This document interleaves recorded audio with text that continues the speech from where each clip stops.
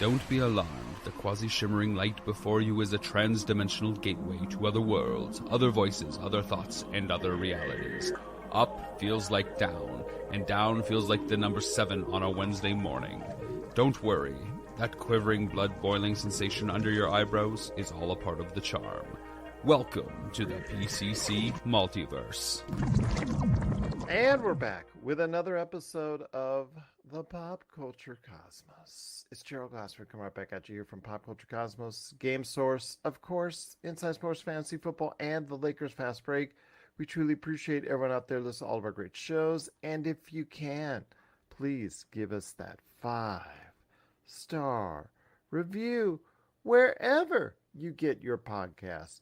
Plus, if you can like, share, subscribe, follow, or do whatever it is that you can to support us right here at the Pop Culture Cosmos, Game Source, Inside Sports Fantasy Football, the Lakers Fast Break, the Happy Hoarder, everything that we do in Humanica Media, popculturecosmos.wordpress.com, and of course the great stuff that we do out there. But it wouldn't be a Pop Culture Cosmos without telling you we do such great things out there on Facebook. We cover the latest news and trends in pop culture on Facebook each and every day. Plus, we have a ton, absolute ton of tabletop RPG videos and so much more right there for you at Pop Culture Cosmos on Facebook. And if you could support all that, it is sincerely appreciated. But it wouldn't be a Pop Culture Cosmos without my good friend. He is the mastermind behind everything The Happy Hoarder, plus Humanica Media. You got to go ahead and check out what he's doing today at humanicamedia.com. Plus also as well, the Pop Culture Cosmos' favorite place to go for everything pop culture, The Happy Hoarder on Facebook and happyhoarder.com. It is my good friend. It is Josh Pederson. What's up, man? Whoa. That background change was nice. Like it was well timed and it's awesome. I'm good, man. How are you? I'm good. Christmas is over. Just in recovery mode. How about yourself? How was your Christmas? Doing okay. Although I am a casualty of the Southwest Airlines cancellation debacle. I had to wait in a line for several hours before we were able to go ahead and get a new flight, but that got canceled too later this week, and unfortunately I had to go ahead with another airline, so I will be heading out to Seattle at some point in time this week, and it's just very disappointing to see thousands of travelers here in the United States because of one company's ineptness and their outdated system and outdated policies come back to bite them in the butt. You know, it's annoying. They shouldn't sell tickets if they are going to have, or if they even suspect they're going to have issues like this. They shouldn't be selling tickets.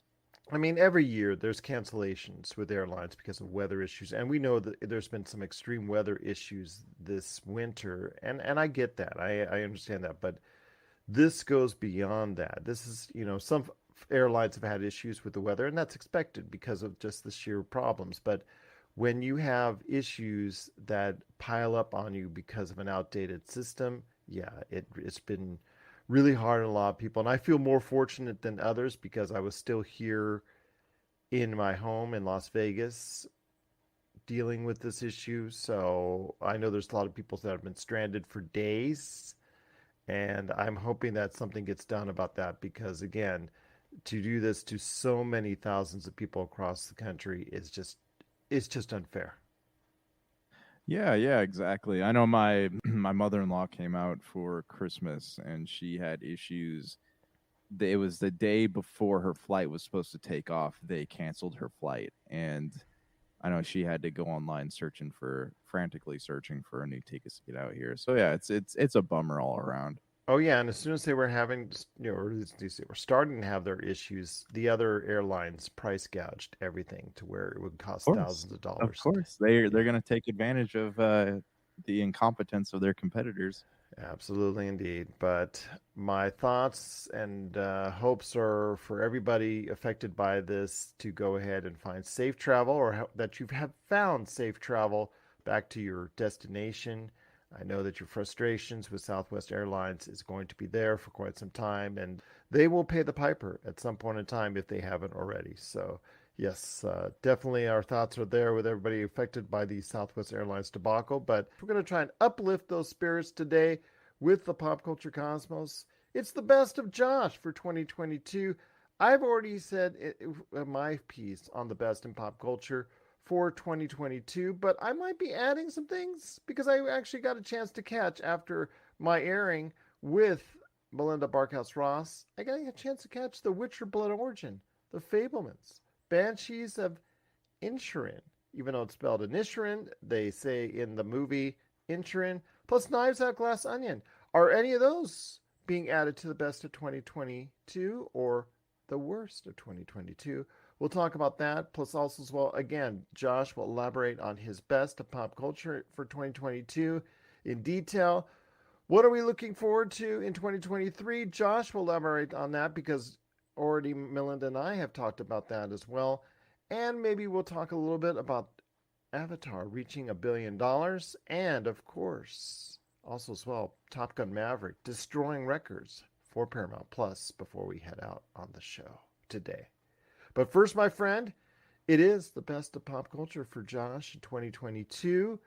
So you and I have been doing this quite some time. We used to do it like these are the best TV shows, these are the best movies, these are the best video games, like everybody else does. But I figured we combine it into one entity where you have no limit, you have no structure.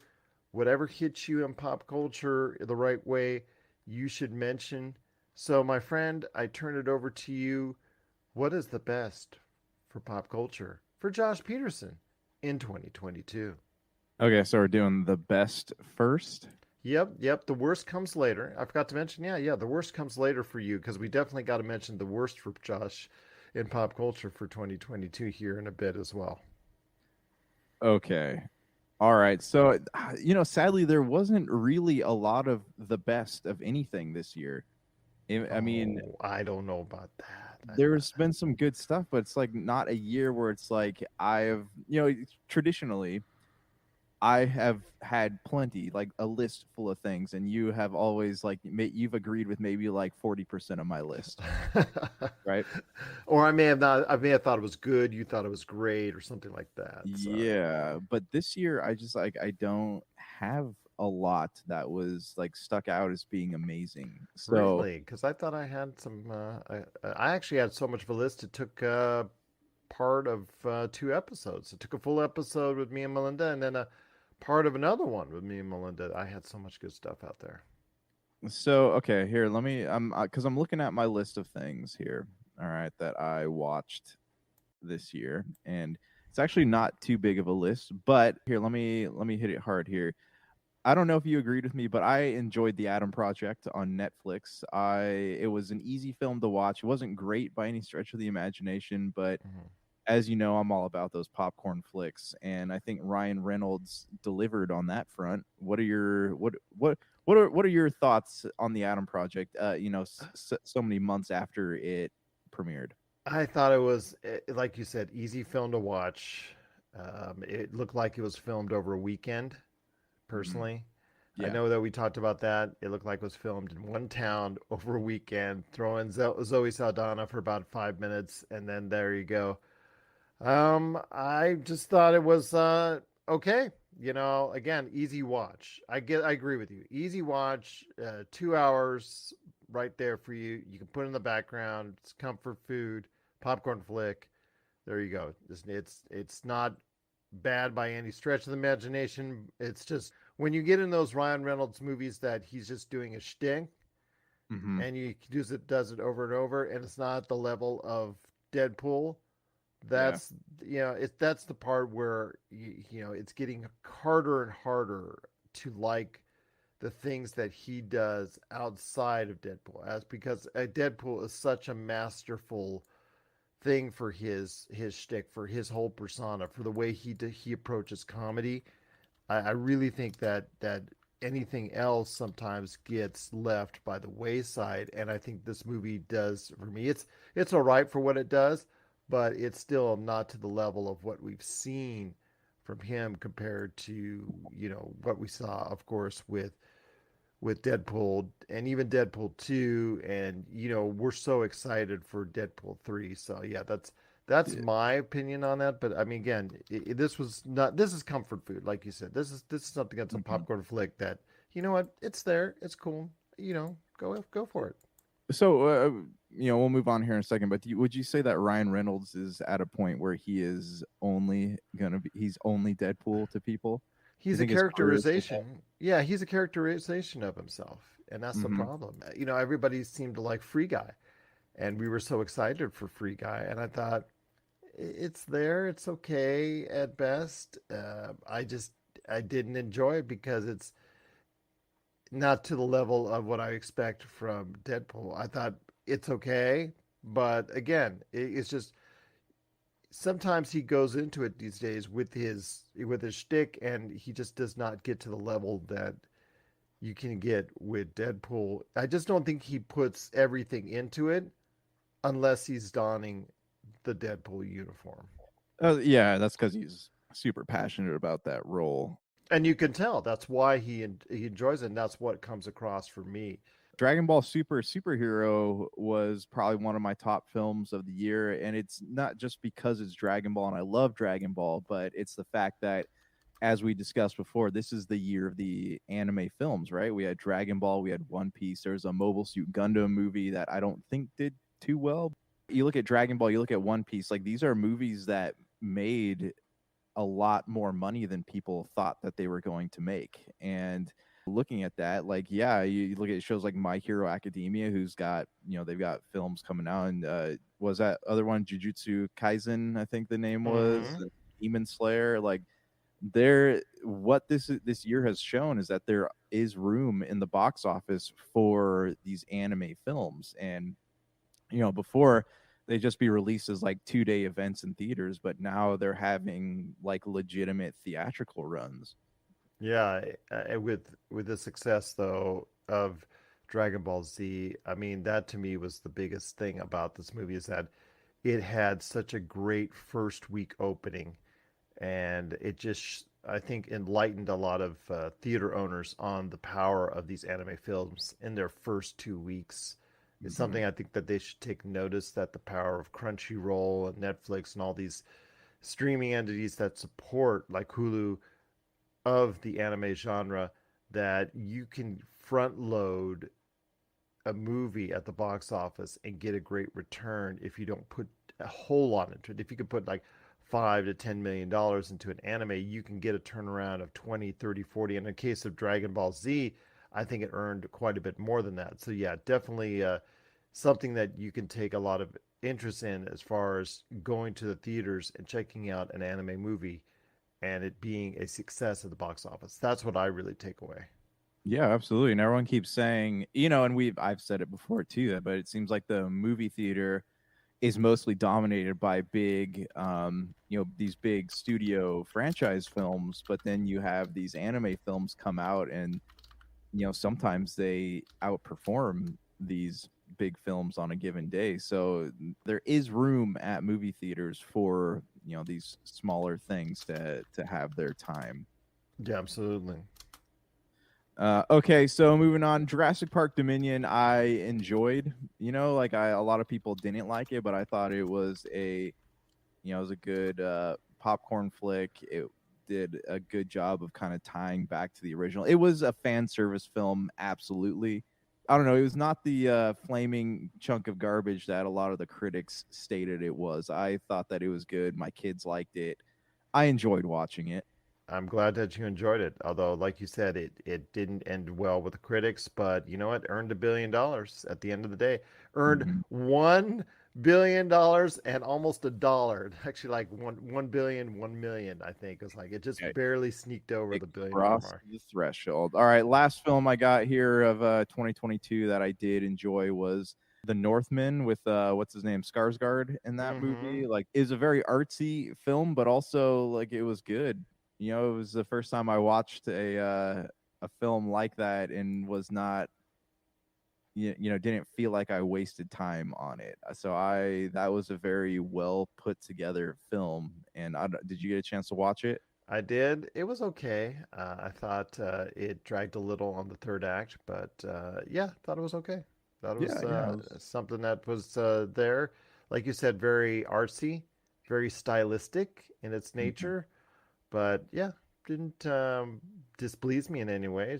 It was there. It was pretty good. And then yeah. So it definitely had something going for it. Video games here, I got God of War Ragnarok. That's something I think I'm about to finish. I'm like 60 hours in, and I don't know if I'm about to finish it yet. But I'm at the final charge towards Asgard, so I'm assuming that I'm going to be done here in the next couple days. So that was good. Elden Ring is obviously like the best game of 2022 to a lot of people, but I feel like God of War Ragnarok definitely earned the nominations that it got, at least. Yeah, absolutely. I think it's if you didn't prefer Elden Ring, you preferred God of War Ragnarok. It seems to be between one of those two for most of the Game of the Year's award, depending on the outlet. I think for me, though, it was Atari 50, the anniversary celebration. I think that was something for me. It was a true surprise. I think it and the value. The fact that it's $40 in the day and age where video game prices this year rose up to $70 on a lot of occasions. I really think it provides an extremely good value. It's a nostalgic trip. It has a full documentary with it. And yeah, it just absolutely was a great explainer for Atari. And my hopes for Atari to center itself now that they finally shed themselves the albatross known as the Atari VCS as they stop production of it, maybe they can go ahead and I guess start making games and just focus on making games instead of worrying about a console or anything like that, and become a I don't know, even a mid-tier developer once again, because they've got such a great library of games that they can take inspiration from and create a new companion to it that's a modern remaking. They made some of these they modernized actually quite a bit of the games in Atari, the Anniversary Collection, while still maintaining several options there of the old style way it was played before. So yeah, it definitely it showed me that Atari is not dead, and with the right people in place can actually live again as a pretty good video game maker. Yeah, well, I mean, hopefully we get to the point too where they don't just become known as like a throwaway company for millionaires, to come in and be like, oh, I have an idea, and then it ends up not doing well. Yeah. And it goes on to the next ownership. Like, they need somebody who actually cares about video games and they're running it, and they need to actually create some stuff outside of the 2D games that they made before. Yeah, kind of step into the new century a little bit. I would love a remaking of Adventure. Just put it into like a context of an Elder Scrolls or something like that, and seeing it through the eyes of the modern era, making an adventure of adventure once again. So that would probably be my first thing I'd go ahead and cover. Thanks for checking out the PCC. The pop culture cosmos. We'll be back in one moment. You've heard others, but nothing could prepare you for the shameful stupidity that is the Jock and Nerd Podcast. Hear Imran. So if you offend everyone at once, it's a wash. I've covered everybody. Anthony. Sorry, I was texting. Say that again. And Rug Boy. Yeah, whenever there's a snowstorm, my Slack hole tightens up. As they talk over one another. Just exactly the same as Terminator. We're talking over each other. It's fine. Sorry. Swear and ask you for money. Just give us the money. Witness the hubris as they claim to be the world's authority on comic book movies. Who said? Never said that. You've never said that. Who cares? A jock said that. Comic book, TV, movie reviews, news, and whatever they choose. Available on Apple Podcasts, Spotify, and wherever you find your favorite podcasts. The Jock and Nerd Podcast. It's campy, silly, goofy fun. Seriously, people really listen to this. Jock and Nerd. Okay, so usually I have like a handful of albums that I really enjoyed, but this year I only have one that really like sticks out to me. So Def Havana is a band from the UK, and they've been they've been around for a while. They started as a screamo band and kind of evolved into alternative, and then they did a pop band. They did some they did folksy music, then pop, and then they decided to keep going this year with a new album called The Present is a Foreign Land, and it's like this great mixture of all the things that they've done before, whether it's pop or rock or alternative folk music. Like they have a great blend of everything. James Vet Glody, like his voice is beautiful. So if you check out anything, if you want to listen to something good at the end of the year, definitely check out Def Havana's latest album, The Present is a Foreign Land. It's on iTunes. You can listen to it on Spotify, but that is the top album on my list this year, and I can listen to it over and over again as I do in the car. There you go. Absolutely. Sounds like a good choice. Sounds like a good listen. And there you go. All right. Sounds good, my friend. All right. So last on my list of things here, I have television streaming stuff. I really enjoyed Moon Knight. Did that show grow on you at all after watching it? Kind of like a fungus, actually. That's how it grew. Okay, Yeah, so I think it's probably one of the worst Marvel TV shows I've seen of the Marvel TV shows. Really? Yeah. I don't know. I enjoyed it. I enjoyed it more than Miss Marvel. That was Well, they both were not very high on my list as far Yeah. as TV shows are concerned. The Marvel Yeah. TV shows. Yeah, I mean everything that Marvel, and we'll get to this when we get to the worst stuff, but a lot of the things they did this year was pretty bad. They but, both weren't the worst of pop culture for 2022, but they were on the lower side for me. I'll just put it that way. Yeah, I agree. But I really enjoyed Moon Knight. I think that the mythology there was interesting. The ending was not that great, but I think that Oscar Isaac did a great job of portraying three different characters at once. And that's the solace I can take into it. The performance itself is great, just the material he was given and the fact that right now it doesn't really tie anything into the MCU. So Yeah. I have that feeling after I watched it like I just wasted hours of my time. Yeah, absolutely. Sorry, last thing on my list here, I got Stranger Things season 4, like both parts 1 and 2. Like I think that this was the streaming pop culture event of the year. Like this was one of those things where like I look at it in the same vein I look at like Avengers Endgame, like, but it appeals to a different type of fan. So but it's like everybody's talking about this. All the stores are selling things for it. This is something magazines are writing about. It's all over the internet. Like this is huge. Like this is a pop culture movement that if you weren't watching it before, once the season came out, everyone's talking about it. You were definitely watching it after that. This, like you said, I think that's a terrific way to go ahead and phrase it. I think that's absolutely outstanding. It felt like the Infinity War of Stranger Things. It was on my best of 2022 as well. There's the 40% for you, my friend. It landed on my best of list as well. Very well done. Very good. I think it's one of the best seasons overall for Stranger Things. I think that the model of having like 6 episodes or whatnot in the front side, and then about a month and a half later bringing out the other 2 episodes, even though I know fans didn't love that part of it, I think that that's probably a brilliant marketing move for Netflix in order to go ahead and sustain a subscriber base long term.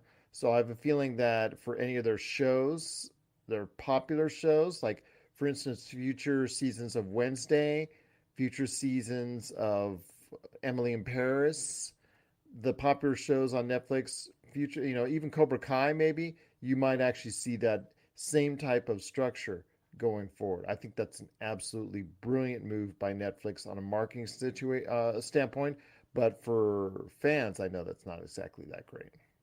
Yeah. All right. So to wrap up my best of stuff, I want to move outside of visual media and talk about toys for a minute. Mm-hmm. Just a few shout outs here. I have the, we talked about this before, the Megazord Ascension project from Hasbro. Mm-hmm. Hasbro's been dumb and they've been overproducing things, and that's been making collectors and toy sellers irritated.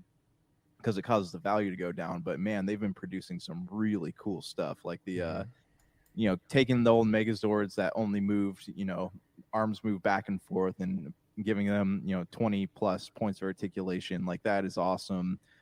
Playmates has been coming back in a strong way with their Stranger Things Ninja Turtle crossover. Hasbro's has their Power Ranger Ninja Turtle crossover, the new Ninja Turtle Ronin figures. Like, this is the year of Ninja Turtles for sure when it comes to toys. And if you're a collector and you're interested in Ninja Turtles, like, I would definitely check some of these sets out. The Stranger Things one is a Target exclusive. The Power Rangers crossover you can get anywhere on the internet. And definitely check some of this stuff out, because that was a big highlight for me this past year as a collector. I do, before you want to finish your list, I do want to mention some things that really stood out as far as music, because you talked about music a little bit. I want to mention the rise of K-pop as a standard that's not named BTS. BTS, we know their popularity all around the world. I remember the first episode we covered K-pop, and you were just like, what the heck are you were excited about it. I had no idea what it was. Yeah, because it was just something, this sound, and these groups were creating this mythos and this following that was worldwide. It was growing fast in popularity, and we've seen the explosion of it in 2022. I know my oldest daughter is just absolutely into it. Actually took her to a K-pop concert in Los Angeles earlier this year. She absolutely loved it. ITZY was the group that she saw. They're on the rise. There's also Twice, Blackpink. There's so many different groups, and it's a machine that they're producing out in Korea for these K-pop groups. And this is something we're going to see for at least, it's going to be a trend for at least the next couple of years, at least, as far as the styles and the popularity of K-pop bands. And I think it's going to be something really special to see. But yeah, that's pretty much where my best of lies at the moment. Absolutely. That's a great list, my friend. I agreed with a little bit more than 40% of it, maybe 45, but no, I'm kidding. It's not the year of King Arthur, so. Okay, absolutely. Yeah, we won't talk about that. That was a great debate. You should go back in the archives about that one as far as our back and forth on that. But what are your thoughts out there on the best of pop culture for 2022? Let us know your thoughts. popculturecosmos@yahoo.com. You're listening to the Pop Culture Cosmos. Don't touch that dial. Wait, do people still use dials?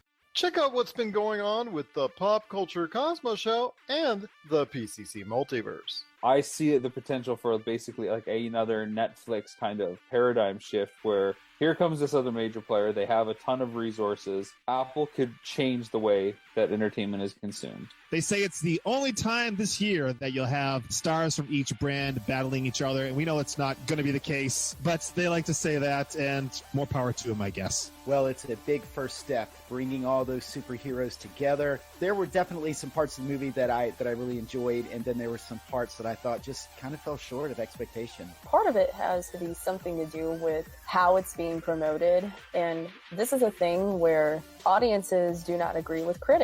That's the Pop Culture Cosmos Show. And the PCC Multiverse, every week on Apple Podcasts. And over a dozen of your favorite streaming and podcasting options. We're back with the Pop Culture Cosmos. It's Josh the Great. As Josh Pederson's here, along with me, Gerald Glassford. Still got a half hour to go. We've already talked about the best for Josh in pop culture for 2022. Also for Melinda and I. We've also talked ourselves about the worst in pop culture, but Josh hasn't finished his list. We're still going to talk about the worst in pop culture for Josh Pederson for 2022. Okay. All right. So we going over to the dark side now? Lay it on me, man. All right. So I want to start with Doctor Strange and the Multiverse of Madness. That was a pretty bad film. It was disappointing. Yeah, I agree. I was expecting, I don't know what I was expecting. Like Sam Raimi, like I love the guy, but it's been so long since he's made a movie that I actually enjoy. Like I see why Scott Derrickson stepped away from this film, because it did not know what it wanted to be, and it took pre-existing Marvel mythology that they had developed really well in a WandaVision, and they turned it on its head. And I think that it left me. I walked out of the movie theater wondering like, what in the world did I just watch? And then like I still couldn't like piece it together even a week later. It's on the lower tier of my list as well, of my MCU list, which you can catch at popculturecosmos.wordpress.com. It is on the lower ebb of the movies that I've watched in the MCU. Yeah, yeah. And then on the other side of that, we have the DCU or DCU, whatever it's called. Black Adam was kind of a letdown. You know, that was we just watched that this past weekend, and I gotta say, man, it felt like a B tier bro movie is what it felt like. Everything from the soundtrack to the writing to like an entire movie of The Rock just floating around making faces. Yeah, it was disappointing as well. I thought it was something that it could have been a lot better. Pierce Brosnan was sensational in the film. Oh, yeah. And unfortunately, he outclassed The Rock in this occasion. And I'm a huge fan of The Rock, which I thought was really disappointing. I thought, like you said, he just barely emoted throughout the entire film, and low-key Rock throughout the entire film is, I don't know, it just doesn't do it for me. You know, when he's able to go ahead and really relay in his acting skills, that to me is something much more enjoyable about a Rock film, and able to go ahead and show his range. He wasn't able to do that here because he's always, you know, angry at something. I think, you know, seeing Dave Bautista in Knives Out, Glass Onion, I think for me, I think we've reached a point where you can say Dave Bautista right now is the best pro wrestling actor right now on the planet. Absolutely. I mean, even that role, he had a brief role in Blade Runner. Blade Runner, yeah. And I remember thinking like, wow, the guy hardly said anything, but dang, I felt the emotions coming off him right in that moment. Yeah, absolutely. You know, The Rock still can kill it when he wants to, but Black Adam just really didn't do it for him. Yeah, yeah. So those are my films there. In gaming, the letdowns. Gran Turismo 7 was kind of a letdown for me. I don't like this new generation of games we're moving into where everything has to be online all the time. With Gran Turismo, like I live out in the country, so my internet's not always spot on, and when I'm having issues connecting to PlayStation Network, I can't play the game. So, I spent $70 on a game that I can play maybe 60% of the time that I actually want to play it. Oops, that's not good. That's not good at all. Yeah, it's kind of like the Assassin's Creed games, right? Where you have to be connected in order for your saves to work. So if you play it, then your internet goes out, and then you play for another like 6 hours before realizing it, you lose everything. So, yeah, that was kind of a bummer for me. Television streaming, I think the only thing that really stuck out to me as being bad was Halo Season 1. Yes, you and I are on the same wavelength. I think we were. That was no doubt. That was on my worst up list. That was pure trash. Yeah, it had moments. I told Melinda I would be on your list.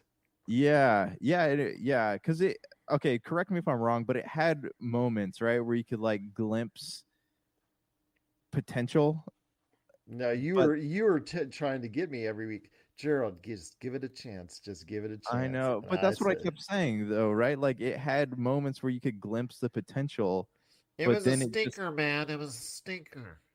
Yeah. It just like kept on like, I don't know. It's like those videos where like you see dogs trying to like jump onto furniture and they end up like hitting it. That's like every week was like them trying to reach for something and then just falling flat into a wall or something. And doing its best to destroy the Halo mythos and all the backwork of the games, good or bad, at the same time. Obviously, I have to at least watch the first 2 episodes of this next season to see if they're able to salvage what was there. But man, I have to say, like, I am absolutely bummed out. And I got a buddy who's a big time Halo fan. It's like the only thing he plays anymore, and he was heartbroken over this series. But you and I said, bad or good, we would support video game entities on other media. And as bad as it was for us, I'm going to do the same. I'm going to check it out when the next season comes around, no matter how much pain I go through. Yeah. Do you want to talk about The Witcher right now, or should we save that for later? Go for it right now, man. Okay, so for everyone listening, I was watching The Witcher Blood Origin the other night, and while I was doing this, I text Gerald and I was like, "Hey, this show is terrible." Like, I mean, I didn't say it that bluntly. I said the CG in the show was pretty awful, and it reminds me of, it's a Mortal Kombat Annihilation, not a great movie, but you didn't realize how horrible it was until the end when they had that that dragon fight on the pyramid thing. And that's what happened in The Witcher. Like, you had the Witcher, the mainline show, like you could tell they put a lot of money, a lot of budget into their creature animations, but in this one it wasn't there. It was just like everything was shiny, like it looked like a piece of computer animation from the late 90s. It was not good. The fantasy genre had its real highs and lows this year. When it comes to House of the Dragon and Lord of the Rings of Power, I thought they were very good representations. I didn't love House of the Dragon as much as others did, but I still thought absolutely some great production values. They did spend a lot of money on that, and it showed. Along with Lord of the Rings, they spent $500 million on that, and it showed. I thought that both shows were very good representations of what they were trying to go after as far as their predecessors are concerned. And then you have, like you said, the Willow series. Willow is not entirely a stinker, but you could see the budget cuts were there, and they did not spend the kind of money on it that I know Lord of the Rings had. So Disney Plus, it was really not that great of a series itself. It's not the worst of the fantasy series, because by far and away, and this would be on my worst of 2022 list had I had a chance to. In fact, I'm adding it on. I'll add it on. The Witcher Blood Origin is absolutely a waste of time. Absolutely. You told me about it. I was actually I had the first episode on as you text me, and I'm like, oh, my wife and I were just like, oh, this is some trash. What the heck is going on? Couldn't follow it. Michelle Yeoh, I mean, I if you missed it, she was talking because I actually, for 3 episodes I was in and out watching it, and I didn't hear her talk once. I saw her laying down once. I saw her kind of like stabbing a dude in the back once, but I missed all of her verbal scenes for like the first couple episodes or so, and I was like, she's supposed to be the star of this thing. The trailer itself, it doesn't have her talking. It was absolutely mind-blowing. Yeah. She's going to probably win a Best Actress Oscar, and you don't have her speak. I thought it was the absolute worst. Yeah. She actually does speak in the series, and it takes a little time for it to get to where she gets a chance to do so. But what she was given and the rest of this eclectic mix it's just bad. For Michelle Yeoh, it's a money grab, and more power to her, because for everything everywhere all at once that was so tremendous, she's had a lot of things over the past couple of years where she's been on movies where she makes appearances where it's all right, but this, unfortunately, she was part of with some horrible CGI. Was just really bad. It was really bad. They and even like in the first episode when she's talking to her, what was her student formerly, like, and I missed that, and I was like, man. Yeah, but I actually went and rewatched it, and I actually saw that part. Yeah, none of it made any sense though. Like, it was just all of a sudden she like hates him, and it's like, okay, now I'm going to teach you stuff. Like, there's no logic to the story at all. It seems like it's pure fan service. Like, they're trying to take what was great about The Witcher and then turn it into something like Game of Thrones, and it just doesn't work. And it makes no sense at all why this is a predecessor to The Witcher. Why is this happening before The Witcher? The Witcher seems like it's actually older as far as its origin date than Blood Origin, which makes absolutely no sense. It doesn't have the feel of something that should be the predecessor. It doesn't make any sense, as far as before the beasts and for humans or whatever. It just makes it's a bunch of gobbledygook, and it really is, it's Netflix saying, okay, we made a ton of cash and viewers with The Witcher. Let's make an offshoot and throw Michelle Yeoh in there because she's a very popular actress right now, and see what sticks. And unfortunately, it doesn't stick. Yeah, well, I mean, it's the same thing as like the Rings of Power, on Amazon. It's the same exact concept. Like, we have Lord of the Rings rights, we might as well use them, even if there's no mythology based on this. But Lord of the Rings, Amazon took the time and care to craft something that is watchable, and to me is very good. To you, was very good, and yeah, that's the difference there. The Witcher Blood Origin seems like was made by a college student over the weekend. Yeah. I mean, it's definitely the quality's not there, but it's like there's nothing strictly based on this, so let's make something up. Except the only difference with Amazon is that it was a hit and it was good, whereas The Witcher is just it was a pure miss. Yeah, The Witcher Blood Origin per se. Yeah, absolutely. Anything else that stood out to you as trash that stinks to high heaven? No, sorry. Okay, so this is Shelby. I'm sorry. Okay, so yeah, I guess this is more of like a moment in pop culture history with the Henry Cavill, and James Gunn and all that stuff going on. Like, yeah. This was definitely the biggest bummer of the year for me, and the fact that like I don't care if they move into a new era, but like it really is a disservice to not let that, I guess, age of characters play out.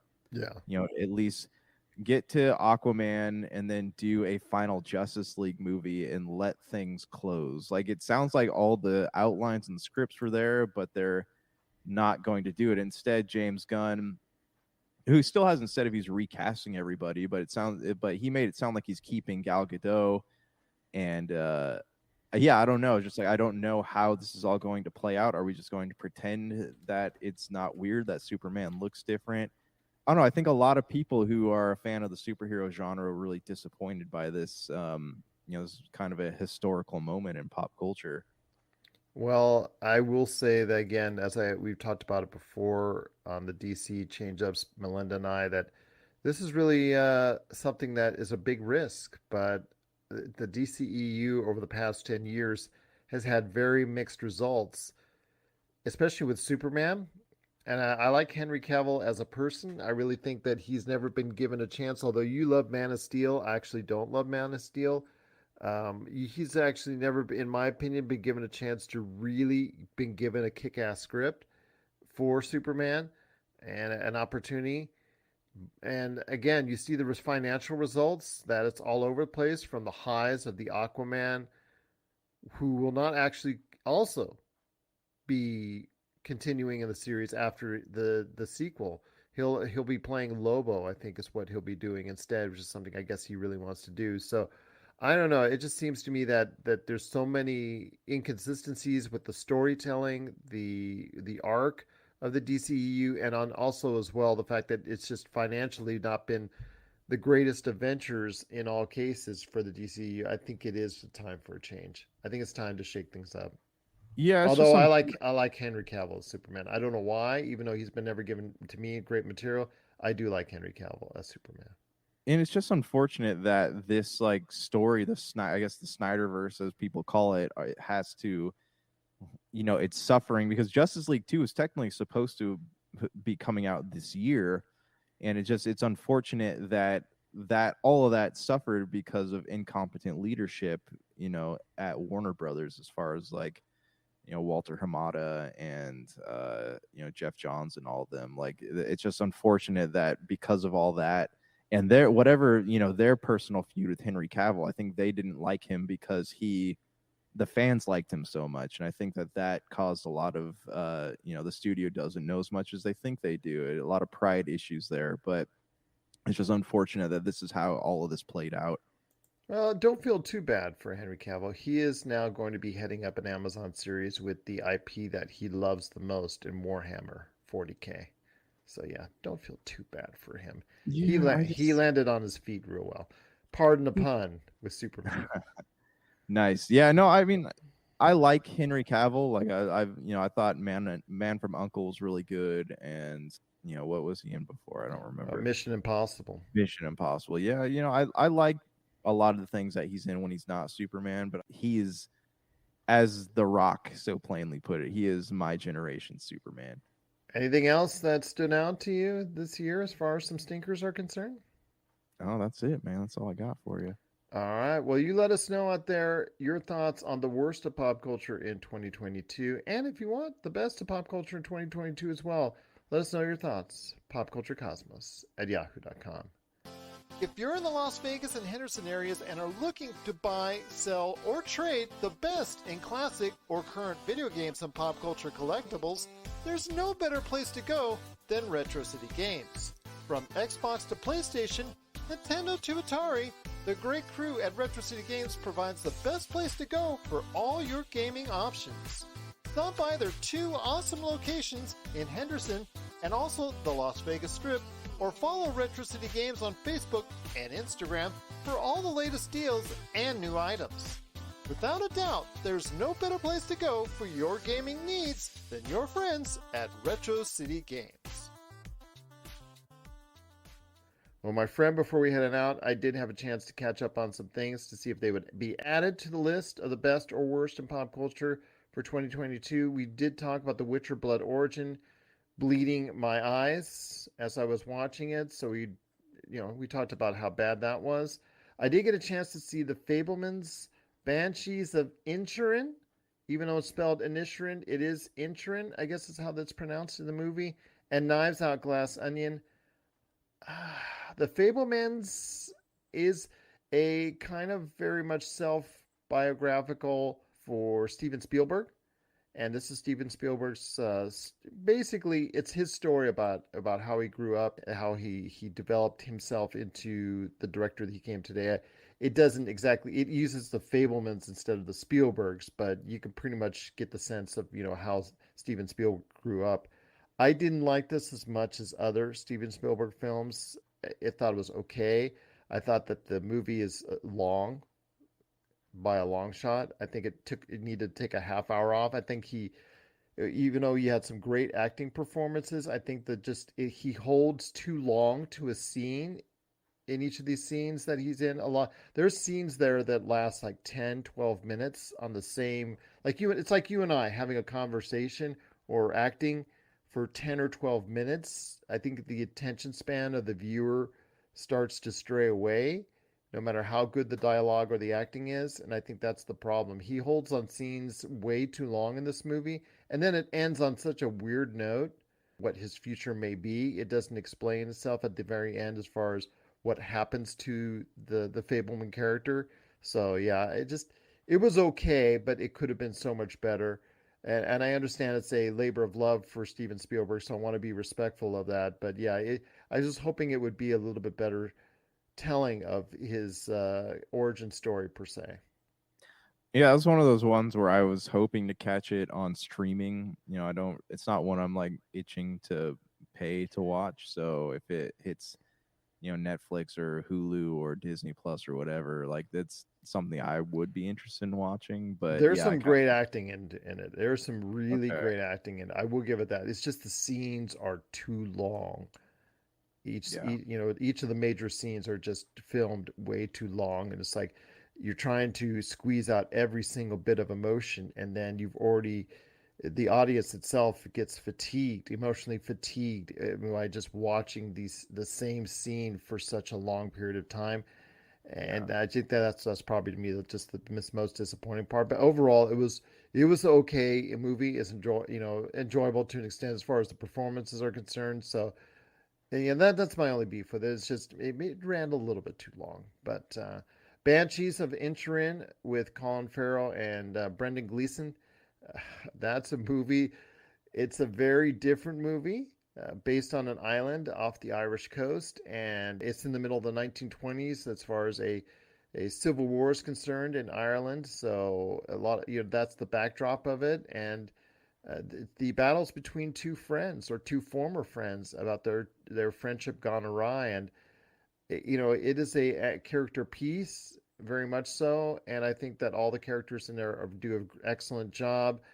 I think the movie gets dark, real dark, after halfway through in a way that it just can't recover from. But it is still a very good movie. It's a very good movie.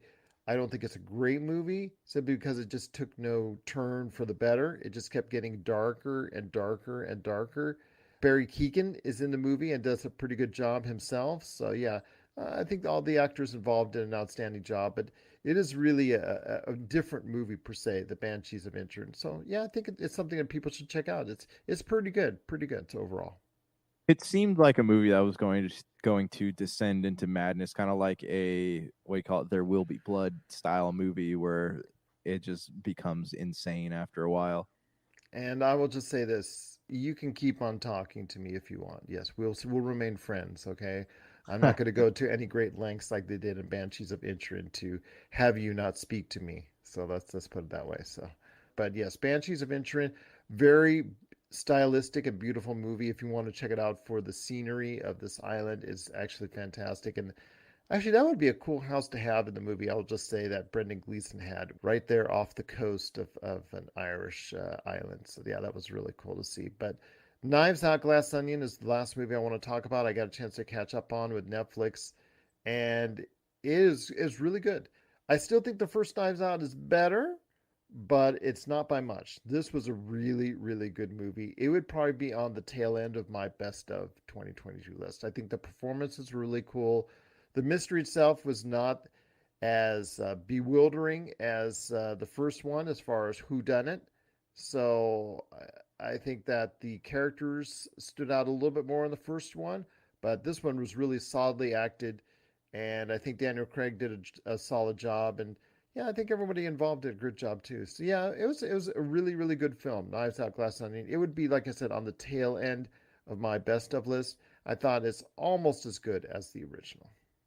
Yeah, I saw that Rian Johnson, I guess, was upset that they called it a Knives Out mystery instead of just Glass Onion. Like, he was upset that they put that subtitle on there. Well, what do you expect? They're trying to sell it to people. Oh my gosh! So well, they're trying really hard to make you realize that it's tied to the Knives Out movie. Yeah, and well, I mean, if you're Netflix that spent what $500 million on 2 Knives Out movies, what do you expect? You know, they need to make sure you connect as a general audience member. Oh yeah, this is based off that first one. Yeah. Right, but I mean, they always put it like front and square in their interface, and if you're seeing that, like, oh hey, I recognize those characters, so it should be pretty obvious that it is a Knives Out sequel. It's really good. I really recommend it. So of those 3, I'd say it's probably the best of those 3. So yeah, there you go. Hopefully you've had a chance to check it out. It's the #1 movie on Netflix right now. It is Knives Out Glass Onion. Please let us know your thoughts on the Fablemans, Knives Out Glass Onion, and the Banshees of Inisherin. Please let us know your thoughts. popculturecosmos@yahoo.com. Before, I wanted to go ahead and mention Josh's what he's looking forward to in 2023. We'll close that out, but wanted to first mention that Top Gun Maverick is destroying all the records as its final achievement for 2022 is one of the big hits of 2022. It's destroying all the records for Paramount Plus. So congratulations on that. And Avatar, as we're recording this in a little over 10 days, has garnered $1 billion worldwide. So it looks like, Josh, that this movie, like its predecessor, is going to have some long legs. I could see it getting to 2 billion now. I could really see it going to 2 billion. James Cameron is so cocky. I don't know. He cheats, I think, with the box office numbers, as we've discussed before. But yeah, well, what's going to happen is this movie's going to, wherever it levels out at, and then he's going to keep re-releasing it every, twice a year, and then pretty soon it's going to be like a $5 billion movie. I don't hate James Cameron. He's a genius. I just hate that he is absolutely arrogant. And I saw his tweet the other day that perfectly summarized what Avatar is. And he said, Avatar 2 will definitely go down in history as being the second Avatar movie ever. Fair enough indeed. But before we head out, my friend, wanted to ask, what are you looking forward to in 2023 in pop culture? I'm honestly just looking for the MCU to write itself. And I want to see all that time wasted last year mean something. So I want things to come out that have legitimate stakes and to show that like it's not a waste of time. It's not the fan fatigue. I want a reason to get over my MCU fatigue, and I'm hoping that I'm going to get that. Maybe it'll start with Ant-Man in February. Who knows? You never know. It's possible. I still got to watch Wakanda Forever.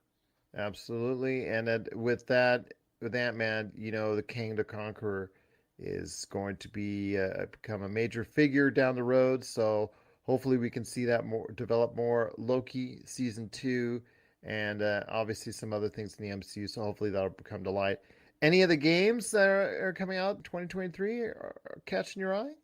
Dead Space remake, obviously something I want to play. Final Fantasy 16 and Final Fantasy Remake Part 2, assuming they both cling to those 2023 release dates, are good luck. Things I want to play. I mean, I don't know what's going on with like Halo and Gears and like all these projects that have been rumored and promised by Microsoft. So I don't like right now, like I don't know what's coming out in some of these bigger franchises. So I just know some of the other things that I'm excited to play, but the things that you would go to E3 and be excited about, I have no idea what's going on with any of that stuff, because we've had these like sporadic gaming conferences that have discussed things that are like a month out, but there's no forecast into the future that we've gotten at all this year. So I don't know what to expect. It's not very predictable right now. So I'm kind of waiting to see, when January, February gets here, what is being forecasted. It'll be very interesting to see what develops over the course of the last year, especially in the video game world where so many projects were delayed into 2023. So I'm curious to see what actually holds their release date, what gets pushed into 24.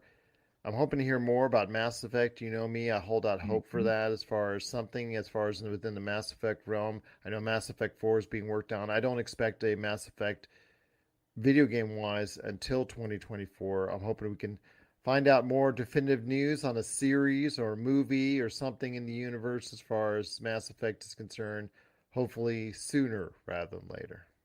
Yeah, absolutely. And I would love to see, I know there was discussion of Henry Cavill taking up the role of Commander Shepard. So, but now that he's doing this Warhammer thing, but nothing in Warhammer is supposed to materialize until like 2025. So he's got time on his hands. Well, let's hope that it's taken up by Commander Shepard, but we'll see.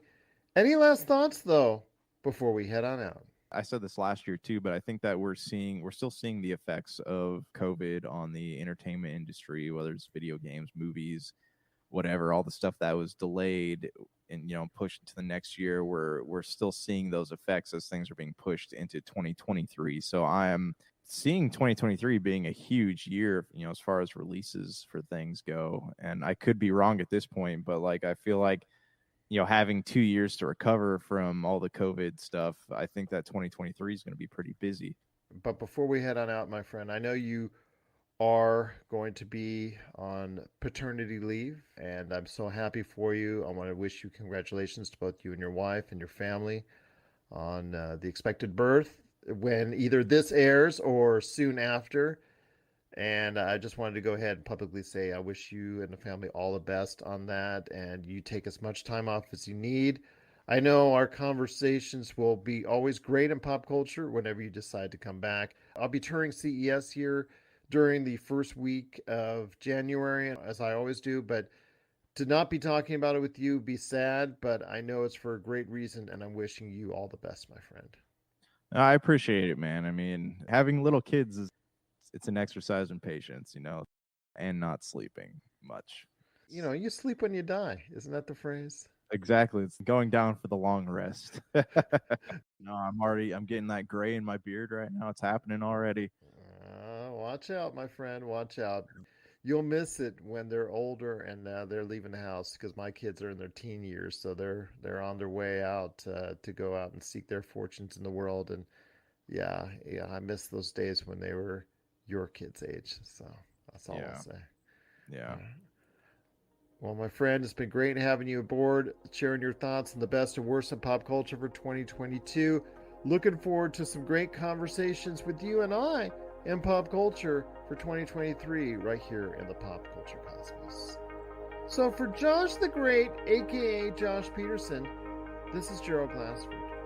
It's another beautiful day in paradise right here in the Pop Culture Cosmos and the PCC Multiverse.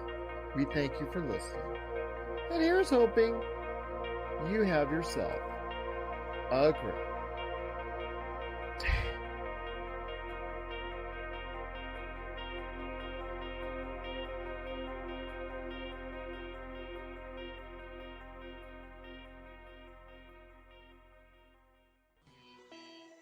You're listening to a Weeby Geeks Network podcast. Tangent Bound Network. Let your voice be heard. TangentBoundNetwork.com. Thanks so much for downloading the Pop Culture Cosmos, and stay tuned as more great podcasts are on the way. Thanks again for listening to us here at the Pop Culture Cosmos.